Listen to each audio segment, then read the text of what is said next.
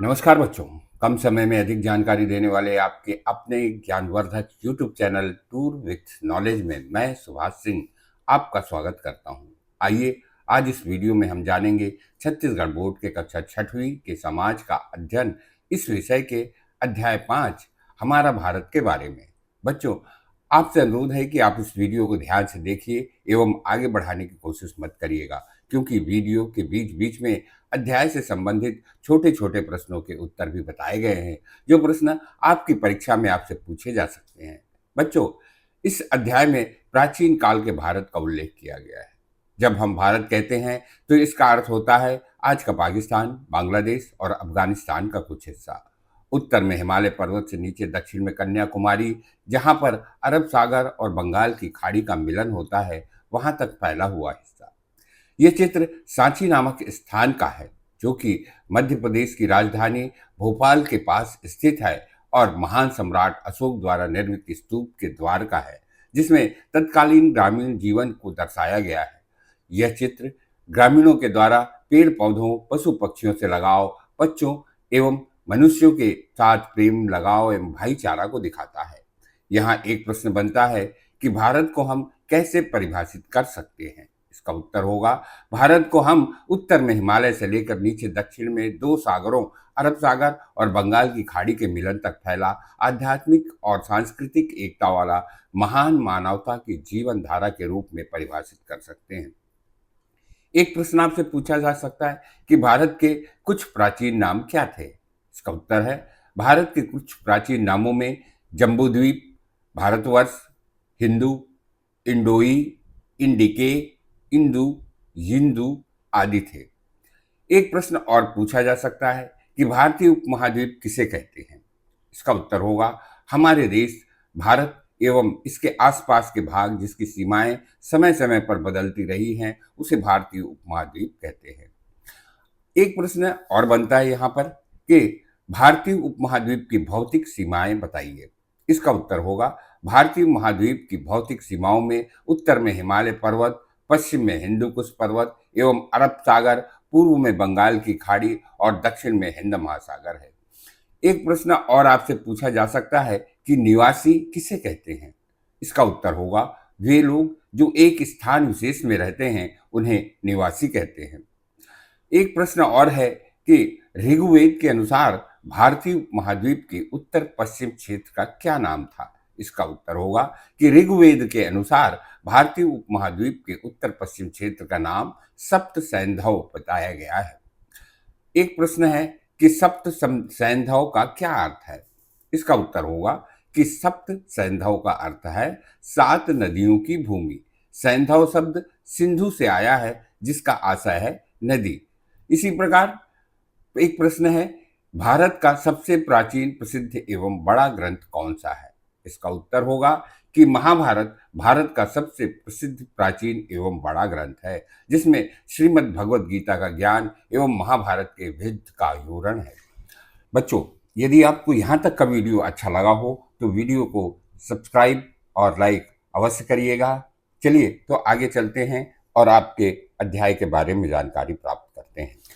महाभारत कालीन भारत में विभिन्न छोटे छोटे राज्य थे, जिनके नाम आज के नाम से भिन्न थे। जैसे आज के हरियाणा के क्षेत्र उस समय का कुरुक्षेत्र था, बंगाल का वाहक वंग था, गुजरात का हिस्सा कच्छ था। पुस्तक की पृष्ठ 79 पर जो मानचित्र दिया गया है, उसे देखकर आप बहुत कुछ क्षेत्रों को स्वयं ही पहचान सकते हैं। यहाँ पर एक प्रश्न उठता है कि इस मानचित्र में हमारा छत्तीसगढ़ कौन से राज्य में था। इसमें आपसे प्रश्न पूछा जा सकता है कि प्राचीन काल में छत्तीसगढ़ किस राज्य में था। इसका उत्तर होगा, प्राचीन काल में छत्तीसगढ़ दक्षिण कोसल राज्य में था। भगवान राम की माता कौशल्या का जन्म स्थान भी यही था।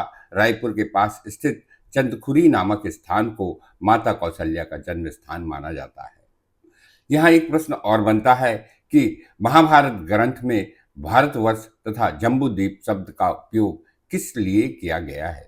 इसका उत्तर होगा, महाभारत ग्रंथ में भारतवर्ष एवं जम्बूद्वीप शब्द का प्रयोग संपूर्ण भारतीय उपमहाद्वीप के लिए किया गया है। भारतवर्ष शब्द का आशय भारत देश से है। इसी तरह एक प्रश्न और पूछा जा सकता है कि भरत नाम का उल्लेख सर्वप्रथम किस ग्रंथ में मिलता है? इसका उत्तर होगा भरत नाम का उल्लेख सर्वप्रथम ऋग्वेद में मिलता है। यहाँ पर आपसे एक प्रश्न और पूछा जा सकता है कि सम्राट अशोक ने अपने शिलालेख में जम्बूद्वीप शब्द का उपयोग किस चीज का उल्लेख करने के लिए किया था? इसका उत्तर होगा सम्राट अशोक ने अपने शिलालेख में जम्बूद्वीप शब्द का उल्लेख संपूर्ण भारत का वर्णन करने के लिए किया था। संपूर्ण भारत से तात्पर्य है आज का बांग्लादेश, पाकिस्तान और अफगानिस्तान का कुछ हिस्सा। धीरे धीरे हमारे देश का नाम भारत से भारत हो गया। प्रश्न, भारत को दक्षिण भारत के लोग किस नाम से पुकारते हैं? इसका उत्तर होगा कि भारत को दक्षिण भारत के लोग प्रायः भारतम के नाम से पुकारते हैं। यहाँ आपसे एक प्रश्न और पूछा जा सकता है कि हमारे देश के संविधान में इस बात का उल्लेख प्रारंभ में ही किया गया है और लिखा गया है कि इंडिया दैट इज भारत। यहाँ आपसे प्रश्न पूछा जा सकता है कि संविधान किसे कहते हैं? इसका उत्तर होगा संविधान किसी देश के आधारभूत सिद्धांतों और कानूनों को बताने वाला ग्रंथ होता है।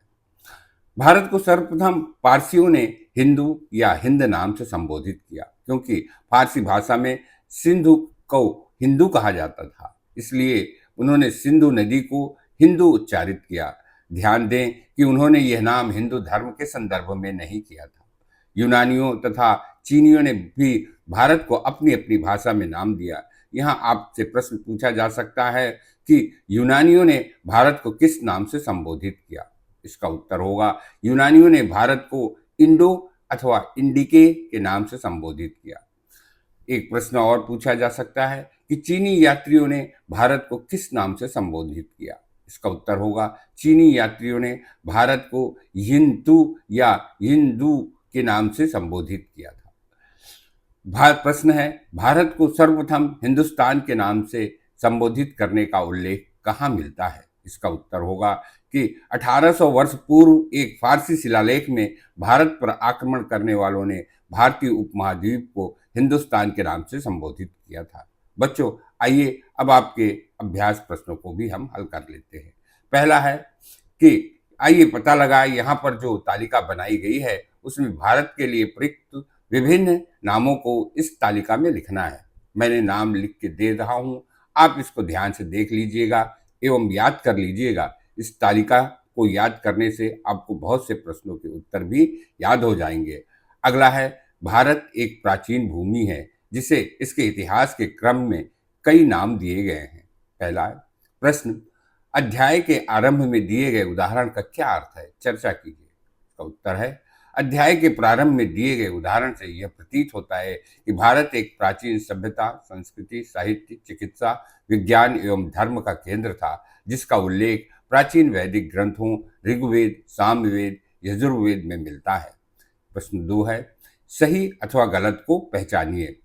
पहला, ऋग्वेद में भारत को संपूर्ण भूगोल का वर्णन किया गया है, यह सही है। दूसरा है, विष्णु पुराण में संपूर्ण उपमहाद्वीप का पालन किया गया है, यह भी सत्य है। तीसरा है, अशोक के समय जम्बू द्वीप में आज का भारत, अफगानिस्तान का कुछ क्षेत्र, बांग्लादेश और पाकिस्तान सम्मिलित थे, यह भी सत्य है। चौथा है कि भारत में कश्मीर, कच्छ और केरल समेत कई क्षेत्रों को सूचीबद्ध किया गया है, यह भी सत्य है। पांचवा है, हिंदुस्तान शब्द का प्रयोग 2000 वर्ष पूर्व से भी पहले सर्वप्रथम एक यूनानी शिलालेख में किया गया था, यह गलत है। हिंदुस्तान शब्द का प्रयोग फारसी शिलालेख में किया गया था। छठवां है, प्राचीन फारसी में हिंदू शब्द का उपयोग हिंदू धर्म के लिए किया गया है, यह गलत है। सातवां है, विदेशी यात्रियों द्वारा इंडिया को भारत नाम दिया गया है, यह गलत है। प्रश्न 3 है, यदि आपका जन्म 2000 वर्ष पूर्व हुआ होता और आपको अपने देश का नामकरण करने का अवसर मिलता तो आप किस नाम का चयन करते एवं क्यों? अपनी कल्पना शक्ति का उपयोग कीजिए। उत्तर, यदि मेरा जन्म 2000 वर्ष पूर्व हुआ होता और मेरे को मेरे देश का नामकरण करने का अवसर मिलता तो मैं निश्चित ही अपने देश का नाम भारत रखता, क्योंकि यह प्राचीन नाम और हमारे देश के प्रसिद्ध व्यक्तियों को ध्यान में रखकर रखा गया है। जैसे भगवान राम के छोटे भाई भरत जो कर्तव्य परायण और सत्यवादी थे, उसी तरह शांतनु के पुत्र भरत के नाम पर भारत रखा। प्रश्न चौथा, प्राचीन काल में विश्व के विभिन्न भागों से लोग भारत की यात्रा क्यों करते थे? इसी प्रकार की लंबी यात्रा करने के पीछे उनके उद्देश्य क्या था? संकेत कम से कम 4 या 5 उद्देश्य हो सकते हैं। इसका उत्तर है, प्राचीन काल में के विश्व के विभिन्न भागों से लोग भारत की यात्रा इसलिए करते थे क्योंकि पहला, भारत उस समय आर्थिक रूप से समृद्ध देश था, इसलिए व्यापारी यहाँ पर विभिन्न प्रकार के रत्न आभूषण बेचने आया करते थे।